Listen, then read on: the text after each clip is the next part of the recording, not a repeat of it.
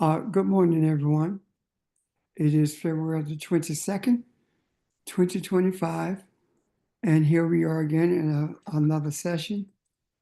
And from this session, it is our desire that humanity takes another step towards balance, and that those who are the perpetuators of imbalance will begin to see the value of being balanced and being one with each other. So, having said that, I want to ask if there are any questions before we get started. There are some people who have spoken with me during the week in reference to understanding, in reference to rather libations and ancestry. And I want you to take some time in a few minutes to go over that again to try to fill the questions. And I will explain to you, hopefully, the reason it's so important that we get a clear understanding of libations and ancestry. So, are there any questions? Are there any comments about something that you've read or come in contact with? And I do understand that there's quite a bit of anxiety out there because of the terminations that's taking place. Um, and Teresa mentioned that last week that her agency has been targeted as well. But if you have anything that you want to raise in a question or make a statement to the group, please feel free to do so. I This have a is Ron. question. Okay, go ahead. Go ahead. Well, thank you, brother. The ancestors didn't pray to God because they knew who they were. They knew that they were God and goddesses. So religion came on the scene and they gave us their European God for us to pray to. So my question to the family and you, Pastor Jay, is in order to get answers and everything, we need to talk to our ancestors. Like if we're going through something, do we need to just entertain and invite and just do the libation and just talk to them about situations? That's my question. Okay, Evan, would you hold that, please? Because that's what I'm going to talk about. Okay, Ron. Thank you. Yeah, thank you. I'm going to just one question ties into yours, okay? No, I was Yes, sir.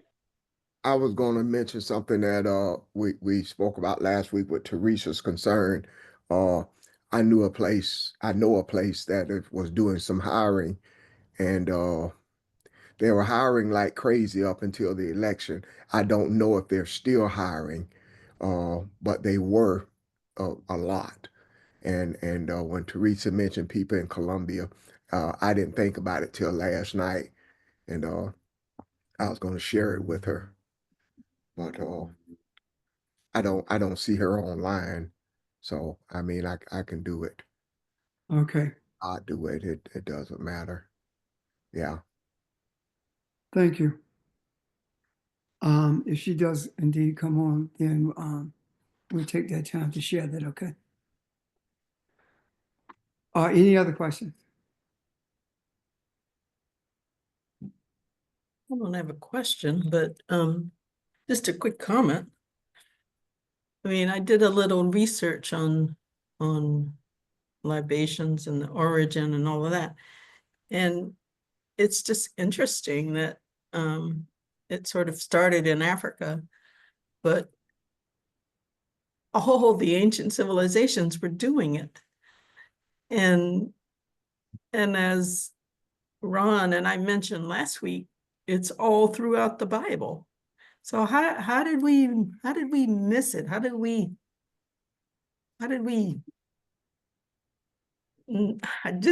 miss it? How did we let go of it?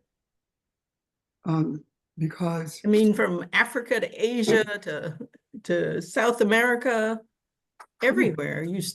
All those civilizations did it. everywhere Africans have been, they do it. Libation.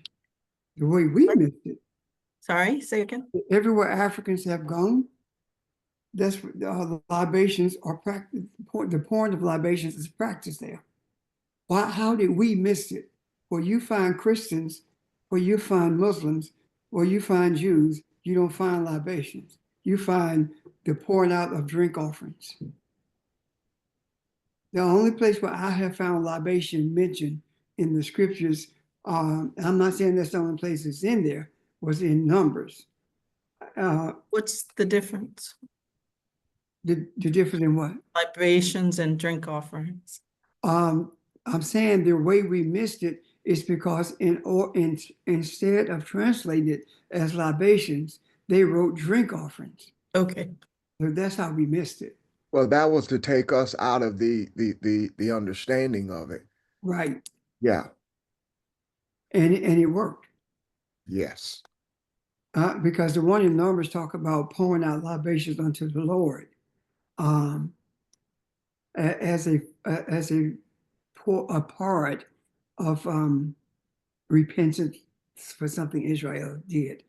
But anyway, yes, it was purposely taken away from us because number one, they did not understand it. And number two, if I don't understand it, I'm going to take it away from you because there has to be something to it. The same reason that they stopped, it was against the law for Africans to beat a drum during enslavement. You could actually be killed, definitely beaten if you were caught with a drum. They knew that that was not only a form of communication with each other, but it was an incantation to the spiritual realm as well. And they did not understand what that meant at all. And to take it away from us, they began to tell us that only heathens communicated with drums. Only heathens worship their ancestors when it was never ancestral worship at all. But we bought into that because of Christianity. It's amazing how the majority of the people who are of African origin, and I'm talking about Africans who were taken off of the continent and carried to different places in the earth. I'm not talking about Africans who traveled the earth 20, 30,000 years before Columbus. I'm not talking about that. I'm talking about those of us who were taken into slavery from the continent. It's funny how the ones who were taken from the continent are 99% are Christian. Think about it.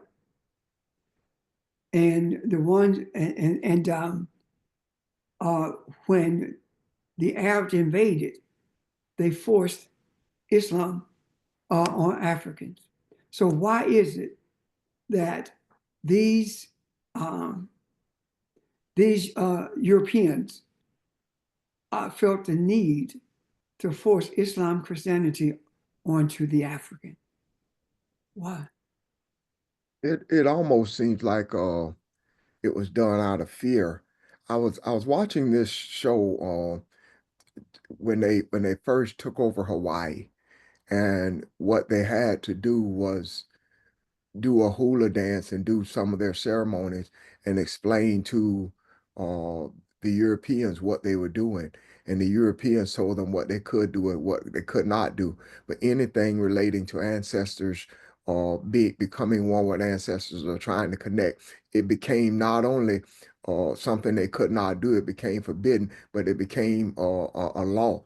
They put it into law that there were consequences for trying to connect to the ancestors. And I always thought that was weird.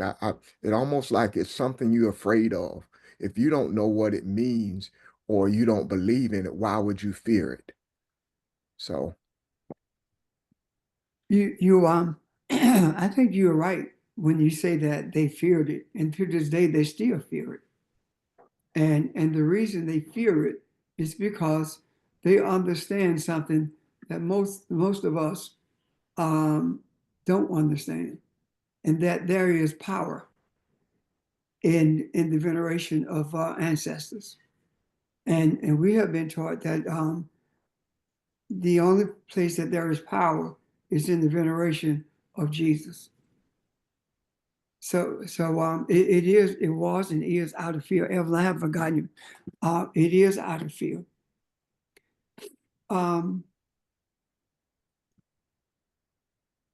I don't. I believe that people will back away from their fear of things when they're desperate. And that desperation is being seen as we speak, or experienced as we speak. I also believe that in order for this chaotic world to find peace, that the children of Cabelon, especially the ones in this country, have to understand and embrace with everything in them who they are. The essence of vocabulary must be not only embraced but practiced in order for us to be who we were created to be. Evelyn asked the question about do we pray to God? First of all, the African has always believed in one deity that brought everything into existence. The creator, as many of the African groups talk about it, the creator who was not created is who we've always believed in as a deity. What Europeans did, if they said Mungu in Kiswahili, and they said something differently in Igbo, then they called them different gods when it was simply different languages referencing God, period. No different than Allah or Allah.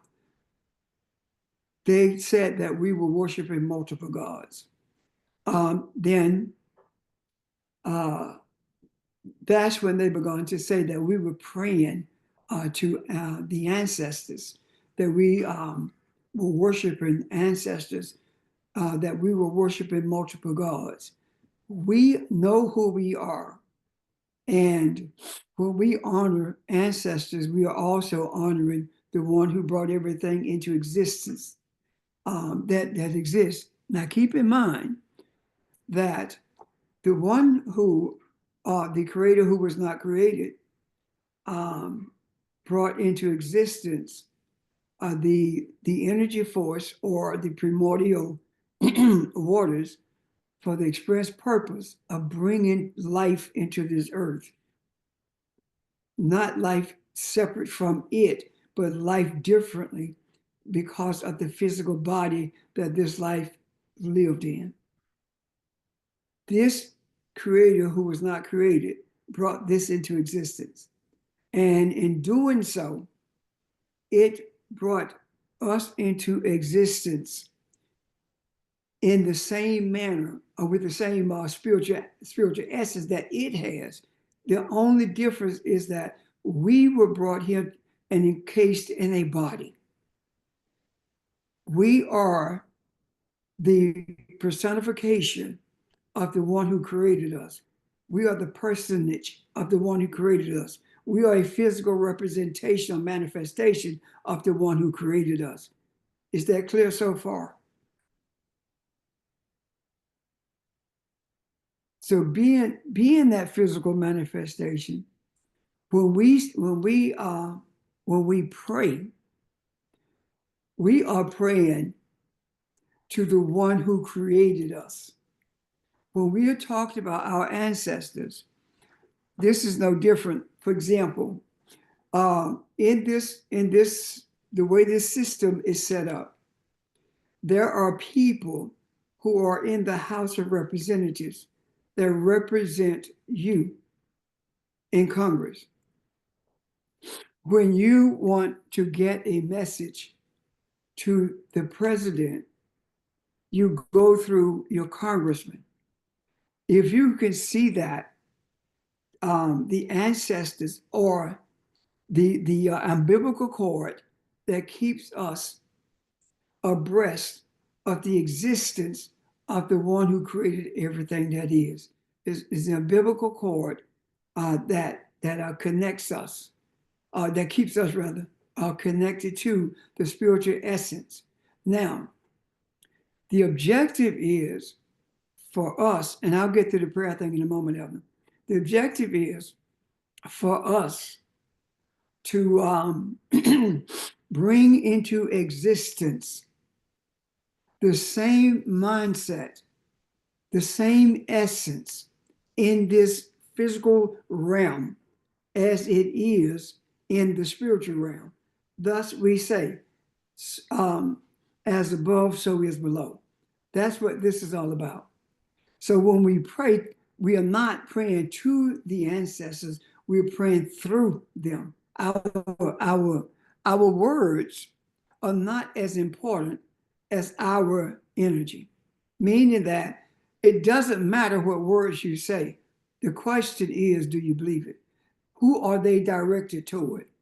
These words are directed toward the energy force, the life force that brought us into existence. Our ancestor birthed us. They didn't create us. Are you with me so far, Evelyn? Yes, sir. I'm listening. Okay, our ancestors did not create us. They birthed us. So when we are praying, we are speaking to the one who created us, meaning that we are expressing gratitude to our creator. We are expressing reverence for our creator. But at the same time, we have the opportunity that has been granted us by our creator to receive from our ancestors, the ones who birthed us. Why? Because they are more in tune with what it is like to live in a body than the one who created us is.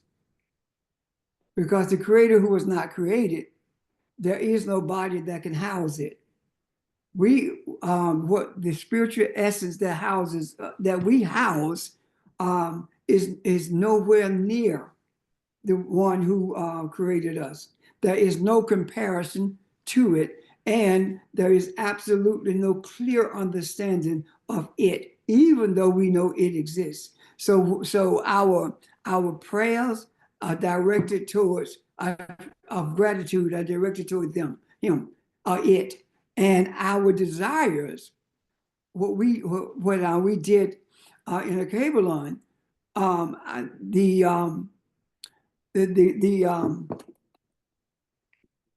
the mother of the group, and I don't like that word tribe because it came into existence with negative connotations, and that's why I use the word group. What happens is within the confines of that group of people, no different than it would be in a church where we say that this person is responsible for leading praise. Well, in that group, in the African community, there is one, or there are multiple people in that group, in that community, who are charged with getting direction from the ancestors, and that person reads the spiritual signs in order for the community to know how to move and know how to to plant, know when to plant, know how to map the earth. All these things came from ancestral directions. Now, are you with me so far? Yes, Pastor Jay. So the ones, are they considered as elders? Well, we can call them elders. In different groups, different communities, they call them different things, but all of them do the same thing. And that is consult with the ancestors. I think I explained one time what democracy is, and the ancestors play a very prominent part in a democratic setting, because the way that the communities are set up, there are several different communities within the confines of one broader community or one broader state, if you want to say that. And there is one leader in that place that we call the capital. And that leader, whether it's female or male, has what we call envoys in each one of those communities. And they come together. They, meaning those representatives, those envoys, come together in that capital place when there is something that they desire to be discussed, or that the leader is bringing them together to discuss, that's going to benefit the whole. And once they begin to express what their desires are, there is usually 99% of the time, it is a female who who consults with the ancestors to get direction and see if they are making the same a decision that's going to benefit everyone. That consultation is with the ancestors. That's on a broader level, and I would use this word nationwide. However, you have, as an individual, the right to consult with your ancestor. You you are prayer itself, and I'll connect the prayer itself to the Creator in a moment. You have the right to, or you have the obligation rather, to consult with the ancestors, because the ancestors are familiar with not only what you are going through, but the ancestors are able to see beyond where you are, what is to come, with the understanding of what is happening at that present time, and in conjunction with what has taken place in the past. And that is the reason the ancestral representation, or the ancestral presence, is so important to the African, especially right now. When it comes to the idea of speaking to the the deity that no one created, then we have been taught that that's who we pray to. Um, when Paul said that we are to pray constantly, he was dealing with an offshoot from what Africans believe. Africans believe that prayer is not words. Prayer is not words. Prayer is an experience with the energy force that brought us into existence. And the reason we think is words is because we've been taught that prayer is words, when that word prayer should have been translated meditation. And meditation is not words; it is an experience. So there are moments when you desire to experience the presence of everything that is, meaning that you are experiencing the presence of the the spiritual existence of mankind before there was a body for mankind. In other words, beginning. You are experiencing beginning. When Jesus said to Nicodemus, or the words that are attributed to Jesus anyway, if you want to be delivered, you have to return to beginning. What is he saying? He's saying that you are caught up in today's actions, you are caught up in today's actions. You are you are being influenced by what you see. In order for you to be delivered from this, you have to go back to beginning. He was not talking about going back in the womb. What he was talking about going to back to beginning is you're meditating on the life energy force that brought us into existence. And that life energy force that brought us into existence was not our ancestors. Can you see that so far? And I know I'm saying a lot, but I want you to stop me at any point. Am I making sense? Yes, it's resonating. Yes. So, so the experience that we have with this energy, this source, is the energy that we experience when we go to beginning, meaning that our meditation, our focus, our desires is to have the experience of that life energy that brought everything into existence. What does that do? That gives us a sense of being brought to a keener awareness of the unicity that we have with everything that exists. And when we experience that at beginning, and we recognize that unicity that we have with everything that exists, that reminds us that whether it is an animal or a tree, it is under our purview because we are God in this earth. Now, because of the misdirection that we have experienced and because of the progression we want to make, what happens? We were taught to consult the ancestors because they have lived in these bodies and the one who created us has not. An aspect of the one who created us is in these bodies, not the whole entity. And the ancestors have had experiences in these bodies. And having the experiences in these bodies, the ancestors is familiar with our emotions, with our passions, with our desires, be they pure or not. Our ancestors have experienced it. And because our ancestors have experienced it, and now they are in a space that's outside of time, that they are able to see the spiritual essence of how things were and how things should be. They are the ones who guide us, not through holding our hands physically, but through our experiences with them. We talk about something came to me.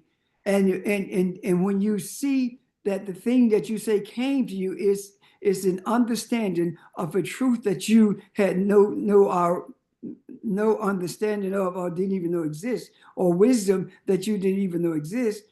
When you have that understanding and you say it came to me and you're teaching people or you're telling them about it, then what came to you is the ancestors who gave you a glimpse of what is. When we start talking about a desire for balance, it was not 2 weeks ago. It was not 3 years ago. It was in 2011 and in December 2011. And we did not know that we were talking about balance. All we said was humanity will not end on our watch. Well, from that point forward, the ancestors were guiding us towards where we are now, and we didn't even realize it. And now that we are at this stage in the midst of the greatest chaos to ever exist since the invasion of Africa. Now that we are in this space, what happened? We learn that we are gods. We learn that Jesus and Muhammad were given to us to manipulate us. All these things that we've been shown that religion that has been used through religion to keep us in bondage. We have thrown those yokes off because we have been shown what they are. I remember we were looking for Aramaic sources 25 years ago. We were looking for Aramaic sources and we could not find them. And all of a sudden, one day, all of it popped up. Why did that happen? Because when it was time for us to see those sources and to understand it, that's when they came into existence. What the Creator has done is brought us from the first invasion into Babylon, from that first invasion all the way up to where we are currently. And currently, where we are is at the beginning. And what am I saying? In order for us to bring order to this chaos, we have an obligation to understand who we are. And one of the major things in understanding that is libations and ancestry. I'll go finish that in a moment. Evelyn, have I dealt with part of your question? Yes, you have. Thank you. You're quite welcome. Thank you. Now, it is extremely important that we understand libations and ancestry. The reason it is extremely important is because we are in a space right now that requires us not to believe, but to know who we are and to know the content of our essence and to know the power that's at our disposal. If we don't know those things, we will not be able be the guardians or be the tip of the spear to bring mankind to a place of unity. The Creator has brought us to this space. So now, what happened? The most spiritual things that were done in the village or in the communities of Africans was libations and ancestry. Honoring ancestors and libations were the most spiritual things that were done. And if you look at what they are, why is it that libations are poured into the soil? What it's doing is actually honoring Mother Earth. Is honoring the ground from which your body came. Because every mineral in our body is there in the earth. Now, what does libations do? Libations speak to a desire for participation of the ancestors in a event or a task. Example, when Bill Kojo Jones died, his brother was the pourer of the libations. And the reason libations were poured before any messages or anything spoken about him was done is because we were ushering and releasing his essence into the company of the ancestors. And the task was for the ancestors to embrace what we were releasing. And as a name was called, libations were poured into the soil that was in a flower pot. And each time a name was called, and every time a name was called, like his daddy, William Chipper Jones, the libations were poured. And after the libation was poured for that, the next thing that we heard is Ashe. Why? Because Ashe is saying that you bring into existence what your words speak. So you have to be cognizant of what you say, because Ashe, the creativity is always with you, and Ashe speaks to creativity. Ashe says that you are in concert with what is being said. You are one with it. That's what we have been told that Amen is, but Amen is simply a misconception of Amon Ra. But let's stay with where we are. So the libation that was done at that funeral was for the release of the energy of Kojo Jones into the presence of the ancestors and honoring them for receiving him. At a wedding, when libations are poured out at a wedding, they are poured out as a task or a participation in a task or an event by the ancestors. What is that task? The libations are poured out at a wedding because the presence, the continued presence of the ancestors is sought, is invoked for that marriage. So that asking them to guide that marriage in a manner that will bring harmony and keep harmony in the household, in the family, in the community. The task, family reunion. When libations are poured out at a family reunion, it is a libation thanking the ancestors for the family that we are that we are engaged with, and thanking the ancestors that we have come together as one unit, and in coming together as this one unit, we seek only positivity during our gathering and after it. So you see the task of libations. Does that make sense so far? Yes, it does. Any questions or comments about that?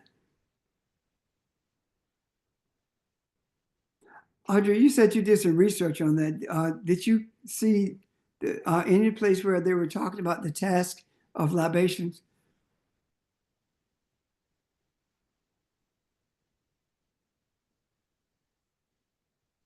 Audrey, All right.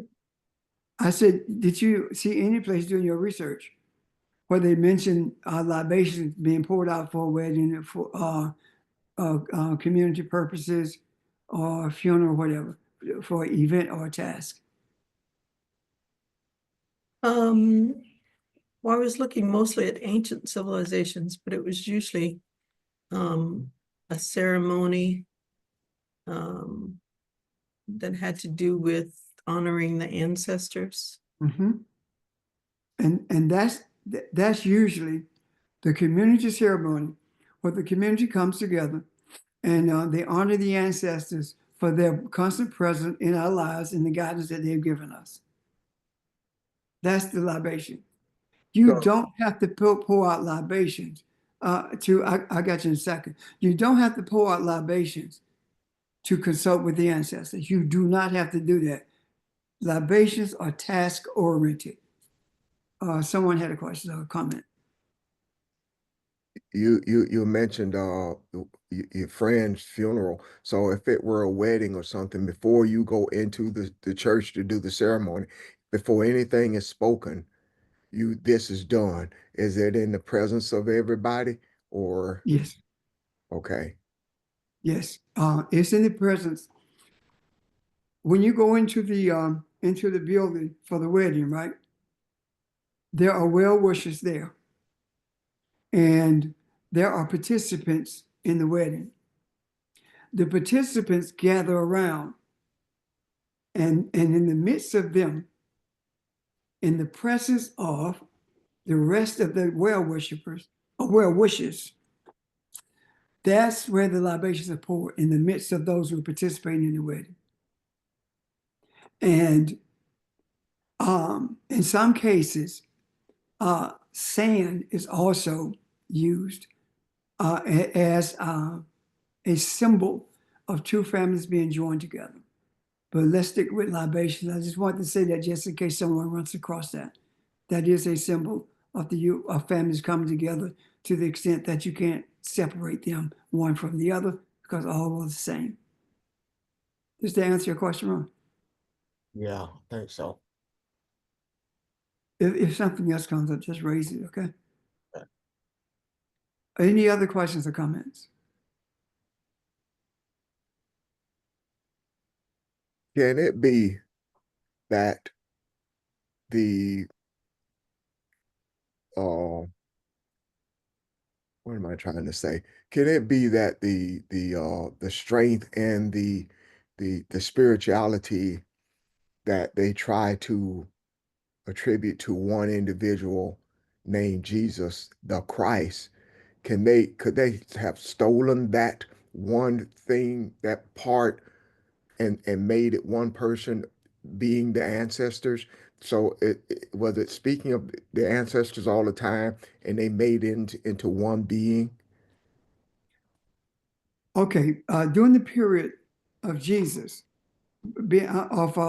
Serapis being brought into existence as Jesus, there was no sense of it being an ancestor at all. It was only a sense of this one God um, had a son through Mary and Joseph. So it was not about ancestry at all. It was simply about a deity. And the argument was, did the deity have a physical body, or was it always a spiritual entity? That's the only argument that they was engaged in when it came to Jesus. It had nothing to do with ancestors. As a Okay. matter of fact, um,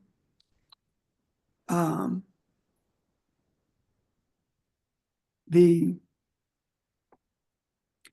Jesus was brought into being according to Scripture for the purpose of forgiving sin, right? Yes. Okay, I can use them to help now. Okay. Um, what does that mean? Jesus was brought into existence to bring order to the chaos, to end the entanglements.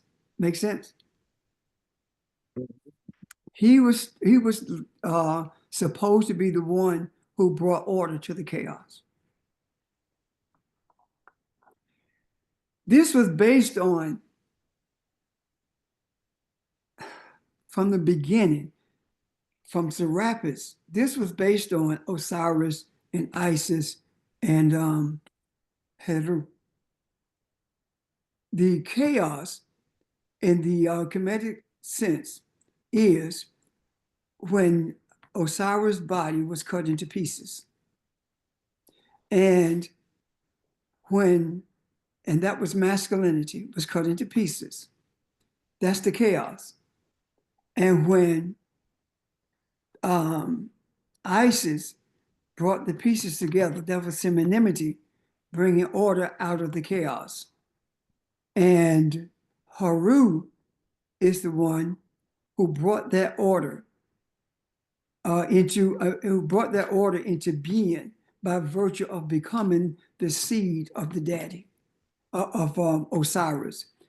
This imagery is saying that the chaos with humanity can be brought to order with feminine energy, and that order is spread through a seed, and the order of that seed that spreads that order is the offspring of chaos and order itself, masculine and feminine. And I'm not going to get into the discussion of this at this time because we talk about ancestors. However, I will tell you this.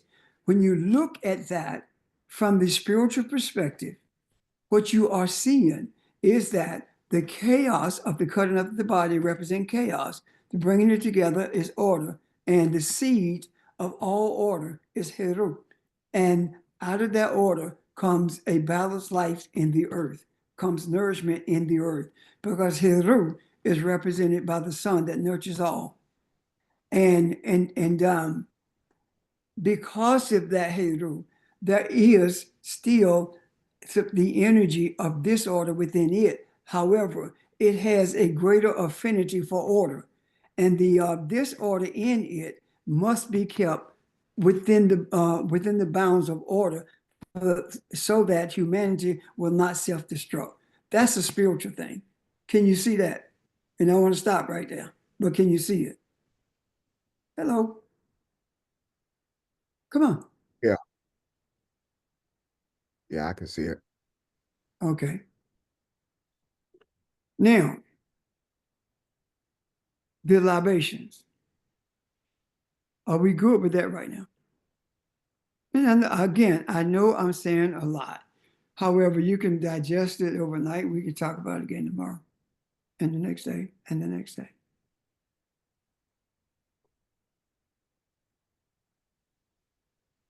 Should I stop here? This is for Mel. I have a question. But may I ask one question first, Camille? Is this overload? Okay. Come on. Am I approaching overload? Because I can do this all day. Y'all know that. I can teach this all day long. Well, I'm processing. I'm Okay. still processing. I'll speak for myself. It's a lot. Yeah. And I don't think I'm experiencing overload. It's just processing. It's a lot that it's still so much that I don't know. But is And it I'm just processing. okay? My greater question, I suppose, is it clear?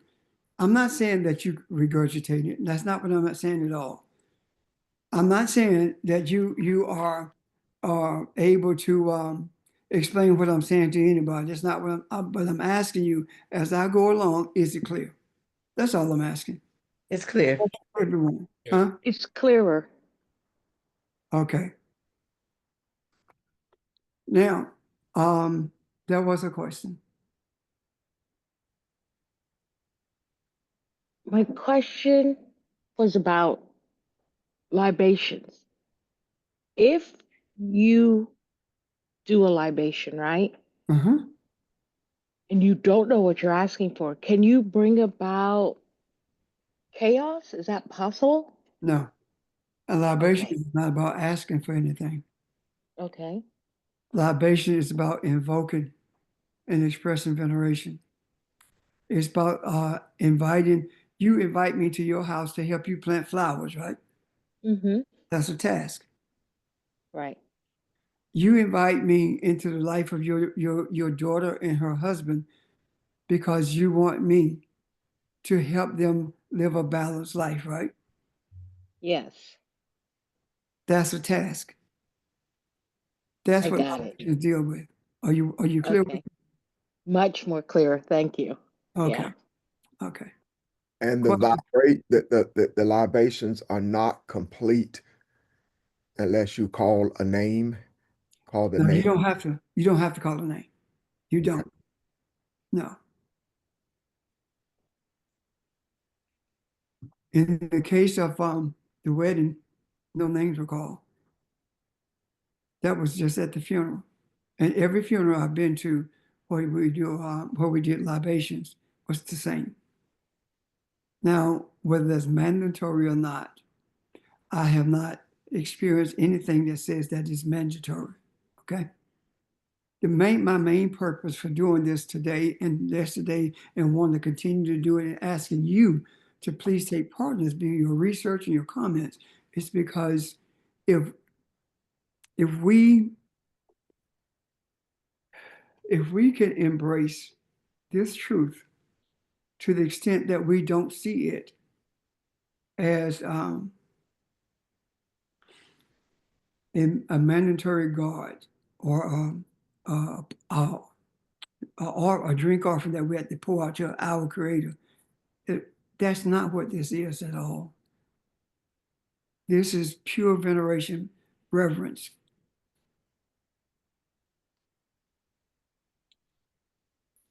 Ancestor unicity is about assistance, guidance. Audrey did some research. Ancestors guided Audrey through that research. Ancestors influenced Audrey to guide her through that research because she was searching for a deeper understanding. Ancestors guide us more than we know. We're just not recognizing it. And if we are to bring order to this chaos, we're not going to be able to do it without the energy of a cable line. We're not going to be able to do it. Whether it be Betty Rose or Miss Florence. It doesn't matter. Whether it be Miss Virginia, it doesn't matter. Miss Olivia, it doesn't matter. Miss Undine, it doesn't matter. Our older people, our elders, our ancestors.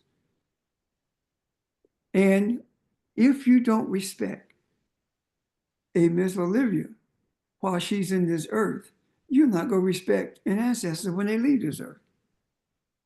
Why do you think that before integration, the greatest veneration that we had for living in the people in these bodies was the African female?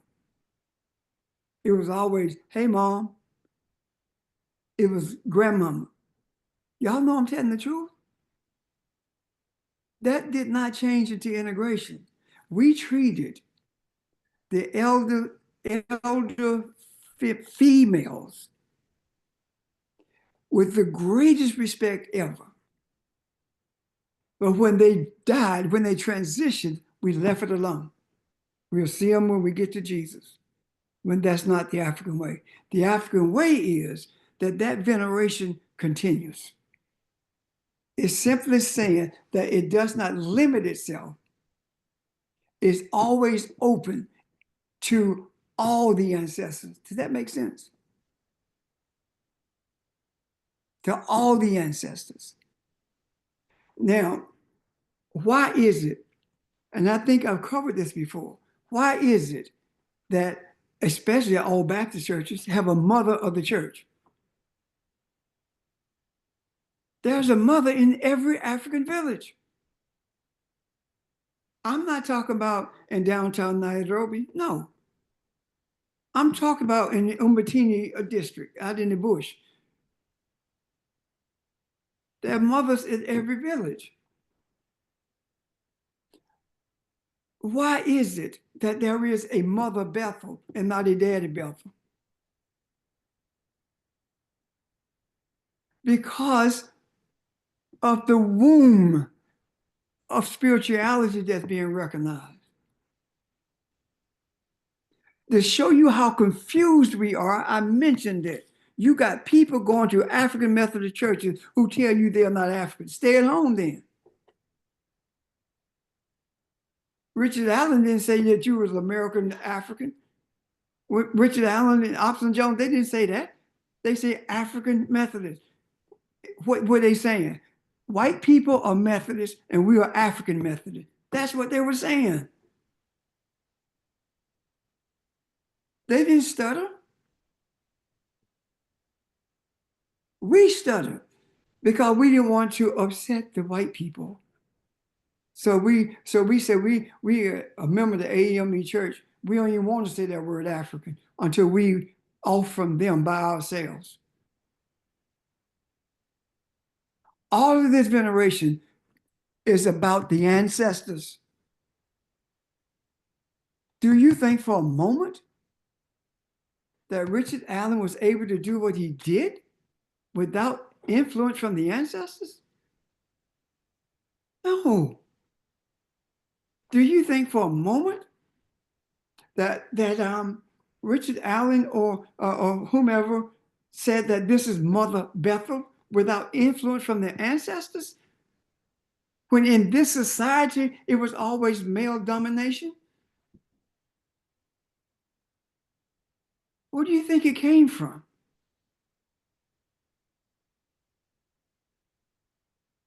If there is no veneration for femininity, there is no veneration for life. If you don't respect, if you don't reverence femininity, you don't respect life. Because there is no life that comes into this earth except through the womb of femininity. Am I right? Yeah, James, you're right. Thank you. Yes, you're right.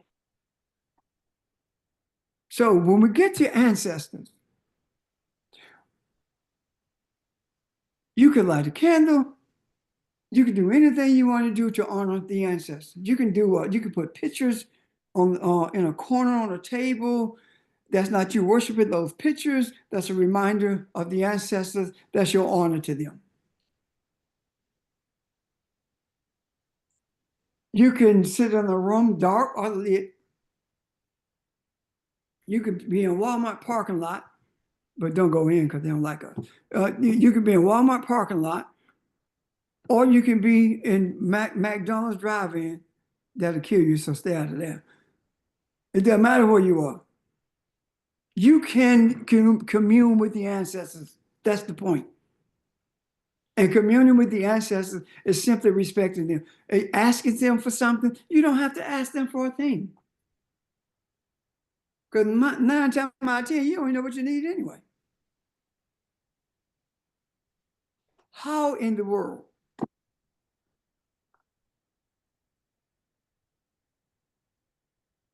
Not how.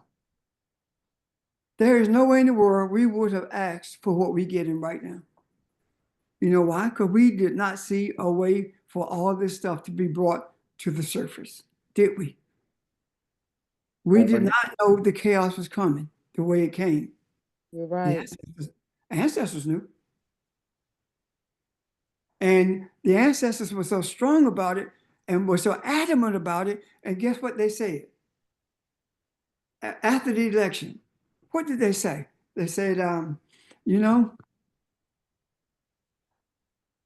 my people who are called by my name has humbled themselves and they have meditated and they have made their desires known to me.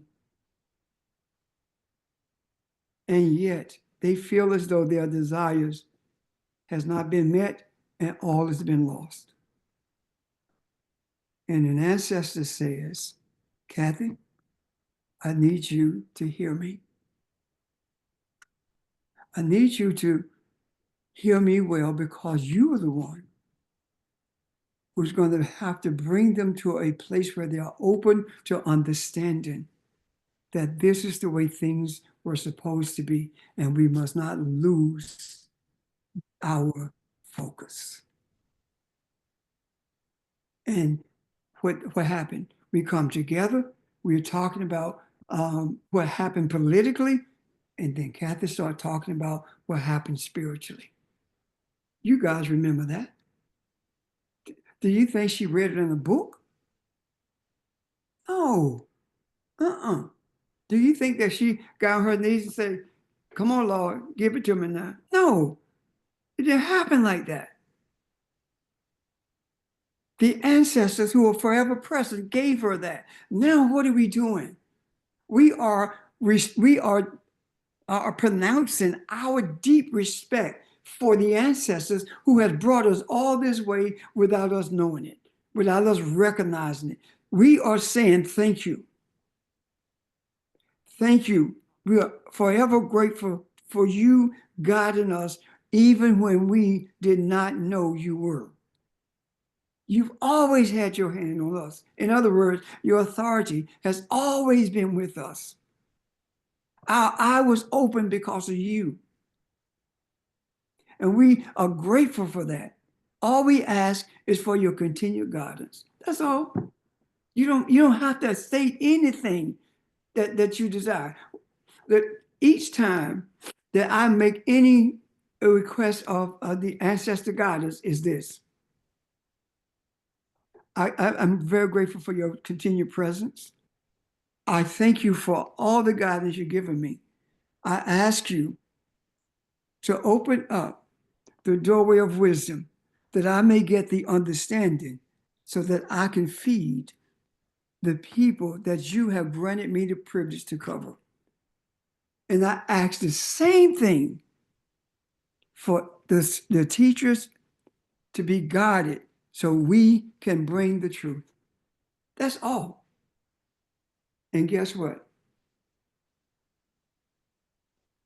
When that is fulfilled, my life is fulfilled. I'm not asking for money or a car or a bank account. I'm not asking for that.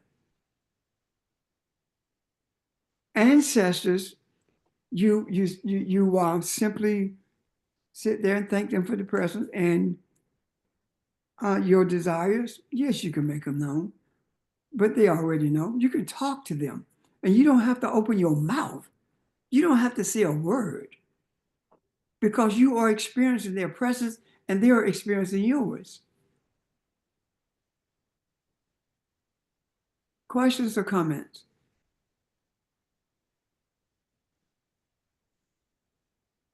I've been talking forever, seemingly.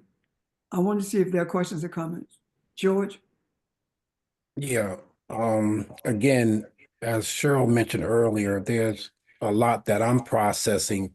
And I think that to hear the importance of libation and to look at it in terms of our ancestral lineage, um, the bottom line, for me is, our ancestors are saying to know thyself, to know ourself.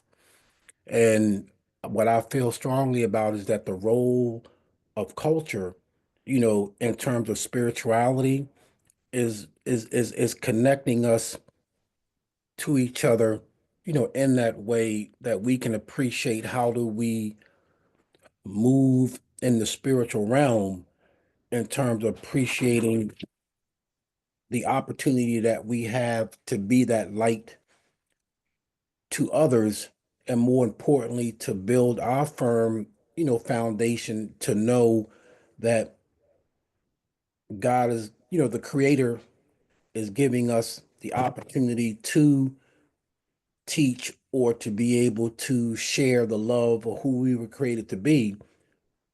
But more importantly, listening to our ancestors. So I think a lot has been said, this morning that we all are processing, but to know our culture when we talk about a primary source. And when I say a primary source, there's a lot of things that we have learned, you know, over time in terms of how we were taught.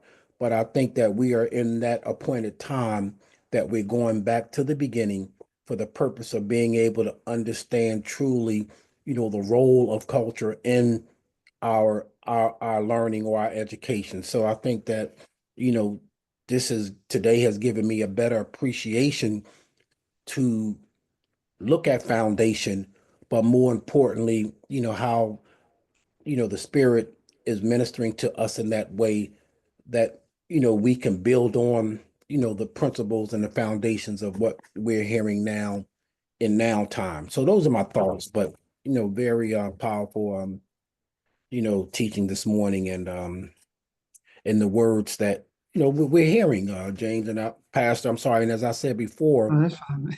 yeah, as I said before, I hear the words that people are speaking. When I say words, that's how powerful the words are when we talk about order. Someone mentioned order today.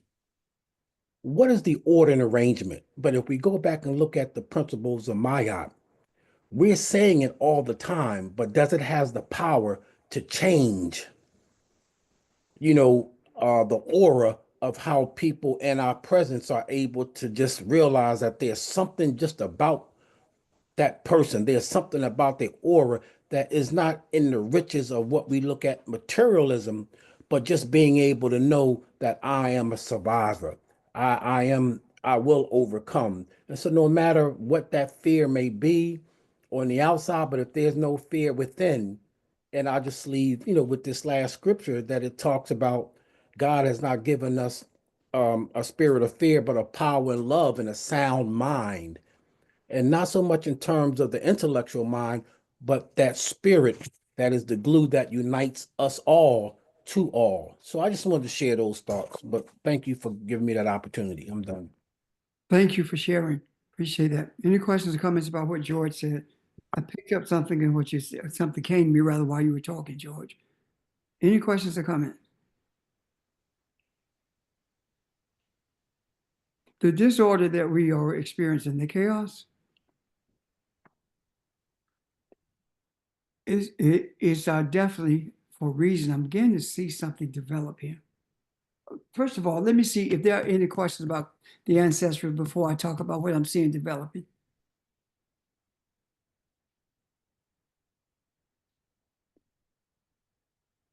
This is not rhetorical. Do you understand it better now? Ancestry chaos and libation. Come on. Do you I understand? do. Yeah. Okay. Yes. I Yes. do. I think I do. Okay. And if there are any other questions, please raise them. Again, this is pivotal to what we are doing. This is mandatory that we understand this. Now, what I see developing is this. I see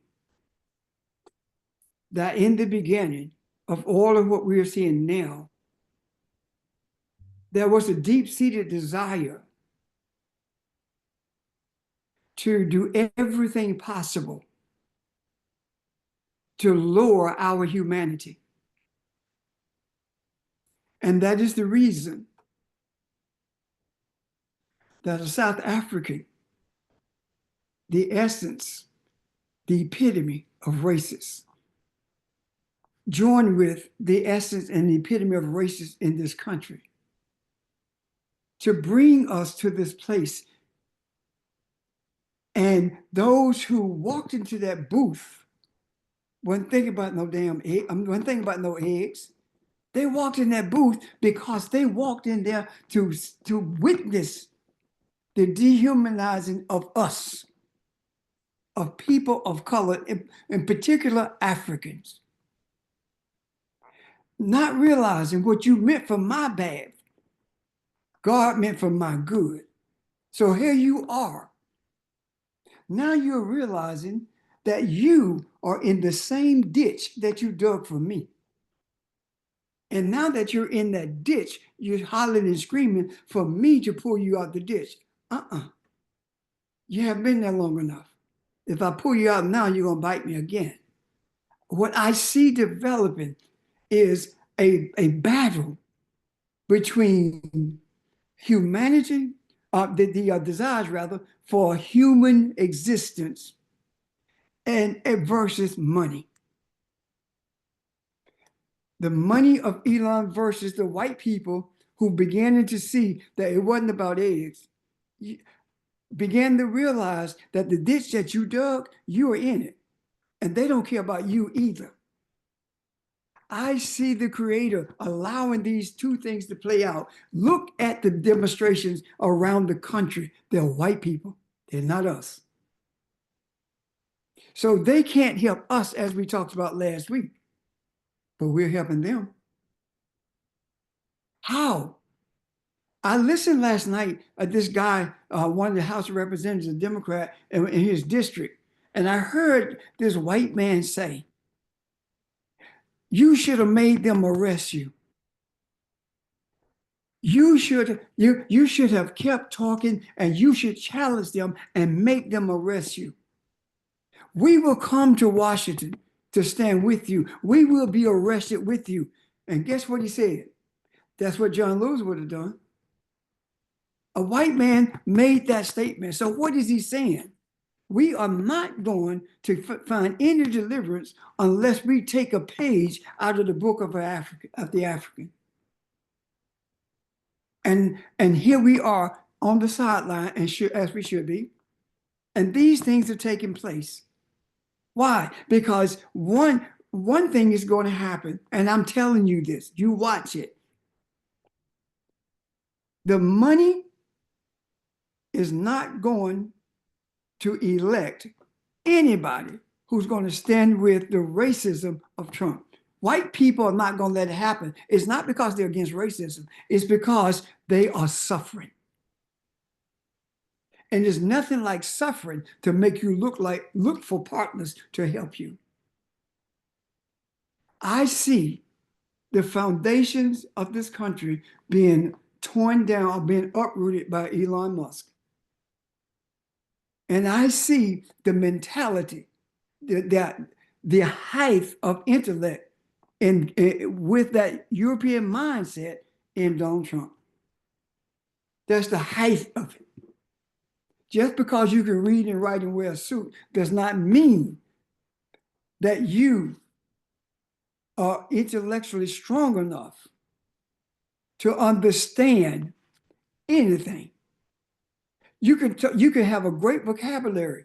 Some of the bigger, Thomas Jefferson had a hell of a vocabulary, but he was one of the biggest racists on earth.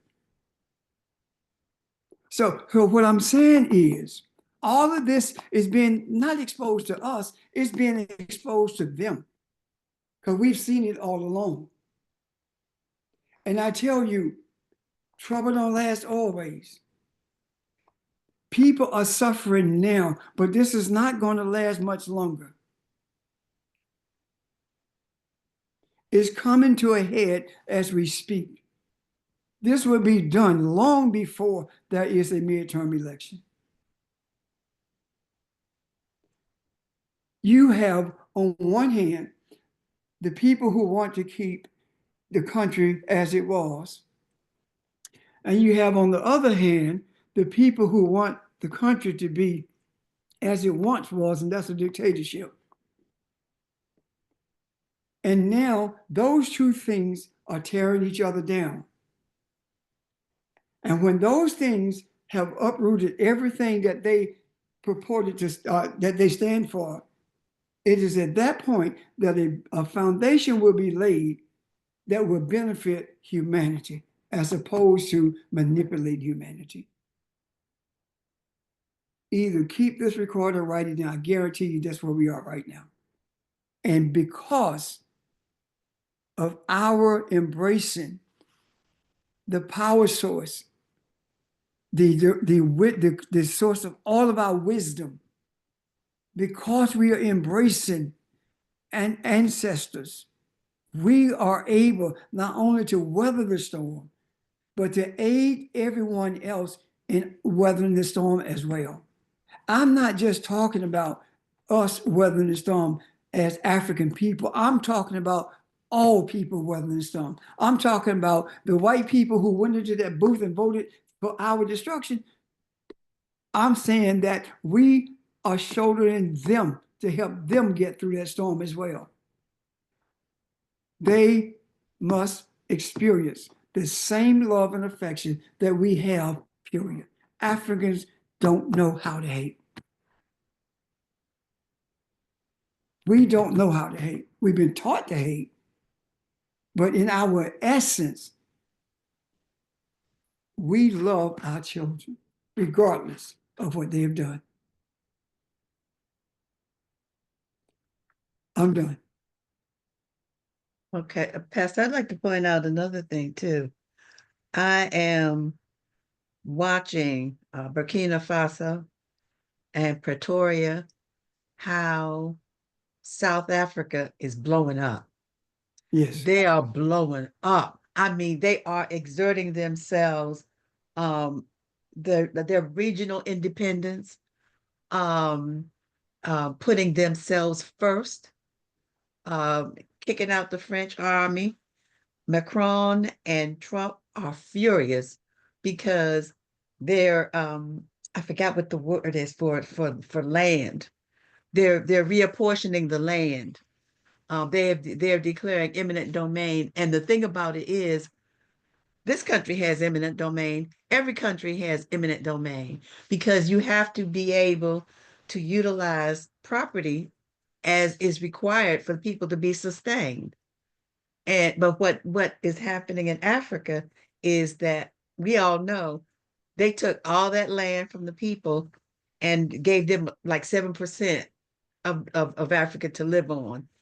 And so what's happening now is that land is being reapportioned. Musk told Trump to stop sending money to Africa. And they recently snubbed G20. What is so exciting to me is that the BRICS, the more Trump gets in there and flexes and tries to affect somebody, tries to impress somebody that, America is so great and we're so powerful, people have pulled back the curtain and they said, this is a fool. And so what's happening is the number of countries that are participating in the BRICS are growing. They're growing stronger. The countries that he's trying to ostracize with tariffs, they're growing stronger. China said, hey, you messing with us, 150% tariff on everything. So basically what's happening is people are seeing the United States for who they are, and they're pulling back and they're fortifying themselves in a way that they won't even need to deal with the United States. So, and it's purely thanks to Trump and Musk, because they just facilitated pulling back that curtain. So, but I'm just so excited about what's happening with Africa, with the new cars that this gentleman created, who I understand was self-schooled. He was self-taught. He has designed a car that is better than Musk's Tesla. So I'm just excited to see them regain and continue to impress other people that that they can control their own resources, that they don't have to be what Trump calls shithole countries, because that's what you did with IMF and the World Bank. You jacked them up so that all the resources were coming, all the resources were coming out. They were getting no benefits. So now that they're exerting themselves in their independence, Macron and Trump are having a cow because they're just magnificent. I have to stop, but I'm really encouraged and I'm excited, and I'm taking my joy. I'm determined that I'm going to have joy. It does not matter what happens. It does not matter what I see, because what I know is we can do better, we can have better, we can be better. And so it's going to be painful, and I can't do anything about that, but I can pray, and I can know that I know that I know. And for that, I'm just so grateful to you for that perspective. I'm done. Thank you.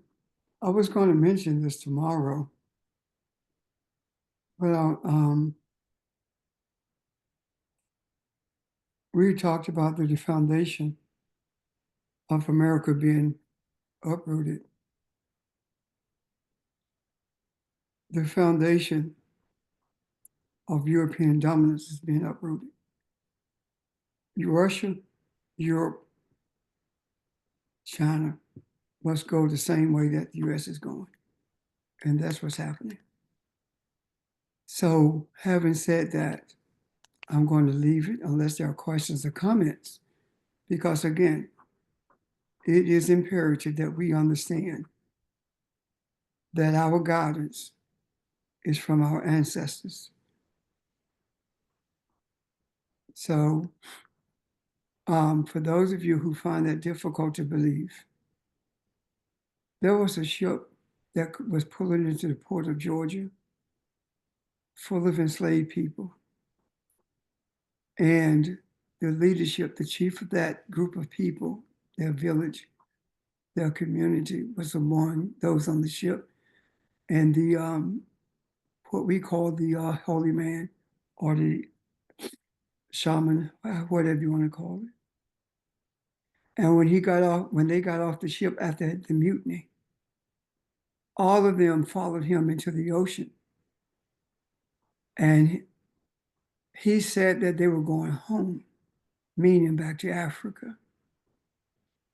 They never found any remains of them. They don't know what happened to that shipload of people. So what am I saying to you? If you walked into the ocean and drowned, or walked from the shore into the ocean and drowned, somebody's body should have floated up. You should have seen something. No one wants to talk about that because of the spiritual nature of it. No one wants to talk about the libations that were poured out in the Bermuda Triangle, and there were no missing ships or planes since then. Nobody want to talk about that, but that's a reality. And I leave you with this to encourage you to be who you were created to be. Not only were you created to be Elohim, You are created to be an African, your mindset. Follow it. You're spiritual. There's no logic to spirituality at all. None. But it's more real than what you see when you look in the mirror. Be strong. Enjoy the rest of your day. And I look forward to talking with you tomorrow. And please, by all means, if there are any questions that come up in regards to what we've spoken about today, especially libation and ancestry, please raise those questions. Please do the research and bring us what you find. I really, really, really, really want us to understand this with a greater clarity than I by myself can give you.